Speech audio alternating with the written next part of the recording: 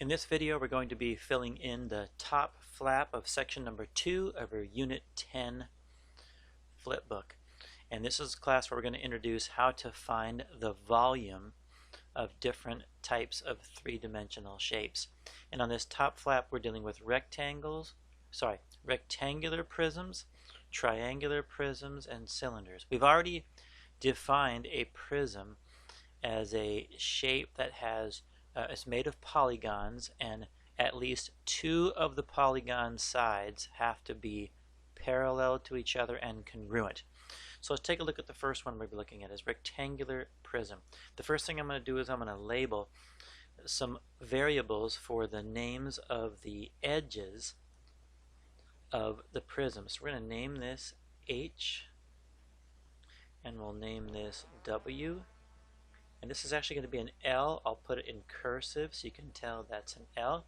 Now we normally think of these class as length, width, and height. And you can think of those that way as well. But there's one part about this that may be confusing to you as far as height goes. But as we go through this, I'll try to clarify that for you.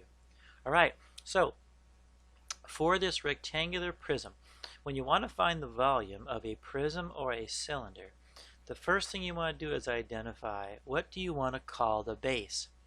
Now in the previous video we talked about how in a rectangular prism any one of these faces of the prism can be a base. I'm going to choose the bottom of it because that just makes more logical sense to me, so I'm going to shade that in. And here's what I want you to get in the habit of doing, class, is once you shade a base, then take a look at your dimensions. L, the length, touches the base. Don't circle that.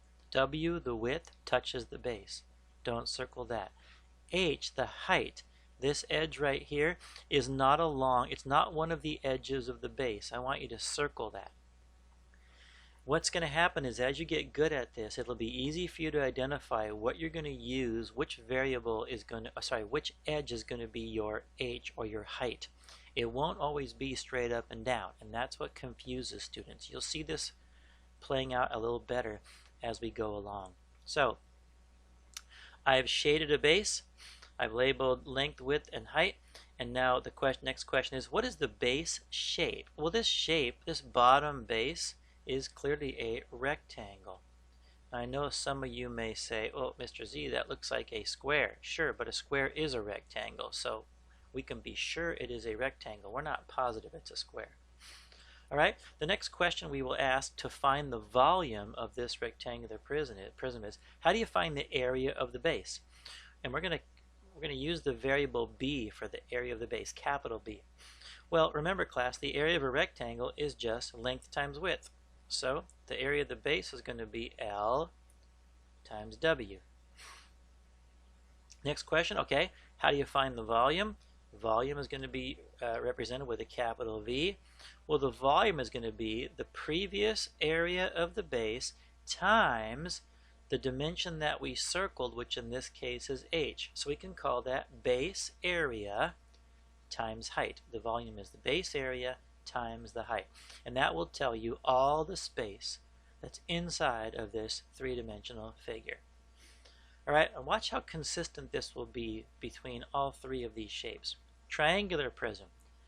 See, class, this is a prism just like a rectangular prism, but look, there's only one pair of faces that are congruent and parallel, and that's the triangles. The other three sides of this shape, these lateral faces, they don't have a parallel congruent side. So when you pick your base on this one, you're going to have to pick either the top triangle or the bottom triangle because those are the only two sides we have to choose from. I'm going to go ahead and choose this bottom triangle. Actually, you know what, let's do the same as we did on the last one. Let's make that one orange, if I can get it to be orange. There we go. Let's shade that and say, okay, I'm going to shade my base. It's the bottom of this figure. Alright, let's label our dimensions here. In this case, we're still going to label this as H because this is the one edge that doesn't touch the base. These two are going to be our length and our width. And you can see of the three dimensions, this is the only one that doesn't actually go along. It's not one of the edges of the base. So that one we're going to circle. So I'm going to get you in the habit of shading the base, and then from that, circle the one dimension that's not part of that base, and that's going to be your height. All right? Let's take a look at the next one right here. This one you can label pretty much the same way, only take a look now. Look, the height now is going to be really weird for us to see. Here is our length, and our width is actually this dimension right here, W. The reason I know that there's neither of these is the height is because I have to choose my base. My base has to be one of the triangles because those are the only two faces that are congruent and parallel. The other three lateral faces, there's no congruent face, and if there was, it certainly is not parallel to it. So that means in this particular triangle, I'm going to go ahead and shade this front.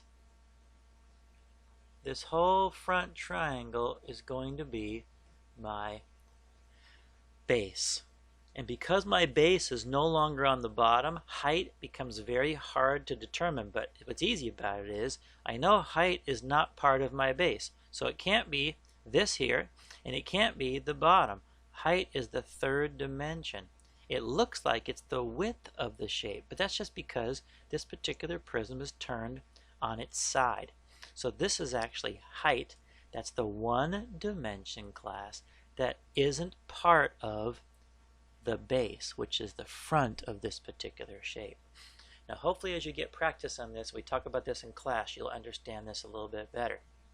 So what's our base shape for a triangular prism? Well, it's a triangle. What's the area of a triangle? Well, our base area, capital B, is now 1/2 of length times width. You guys know that from first unit that we did in this semester, in first semester. And then what is the volume going to be? Well, the cool part is it's the same as the rectangular prism. It's the base area times the value of the height, which is this dimension right here. All right. I know this part will be difficult for some of you to be finding what the height is. A lot of you are going to go look at this and go, okay, the base is 1/2 of length times width, and you're going to say, oh, this is still the height. It's not the height. The height is never an edge. It's never going to be an edge or a part of the base that you're highlighting. It's going to be the other dimension, the third dimension. All right, last one, a cylinder. Let's go ahead and label these. I know the cylinder has a height as well, and the cylinder also has a radius, because you look at the two bases of this cylinder, it has two bases only, and they're both going to be circles. So I'm going to go ahead and let's shade the base on this one. It's this circle. And you can point an arrow to this right here saying this is the height, but the height could also be measured on the outside edge for a cylinder. So either one of those is fine. All right, let's scroll this over a little bit so you can see this a little better. So for this cylinder, let's make a note here that R is equal to the radius. That's the radius of the base. Okay, what is the base shape for a cylinder? Well, the shape of this base is a circle. Oops. Is a circle. What is the area of that base? We know that. The area of the base, well, the area of a circle is pi r squared. And then what is the volume? The volume is going to be the same as the prisms. The two prisms going to be the area of the base times the height. And oh, I forgot to circle the height. Same thing applies here. Notice the height is not part of the base. So the height is a dimension that's separate from the base. It's actually, class, the distance between the two bases. And so that's why on the bottom here, I want you to write this down in this bottom box. Think of height as the distance between the two bases. The distance between the two bases, not how tall the object is, because depending on how this object is turned, it may not be measuring straight up and down. It could be measuring from back to front. So take a look at this one. If this is a base, then this would be a base. Height is the distance between those two. Oops, you can't see that because I didn't scroll. If this is a base, here's the opposite base. Height is the distance between the two. If this triangle is the base, here's the opposite base. Height is the distance between the two. Same thing here. The front of this triangular prism is the base. That means the back is also a base. That means height is the distance between the two. And the same with a cylinder. The base is a circle. The opposite base is the top of this cylinder, also a congruent parallel circle. Height is the distance between the two. That should help you in maybe understanding a little better how to find height for some of these shapes that are turned weird directions. That's the end of this video.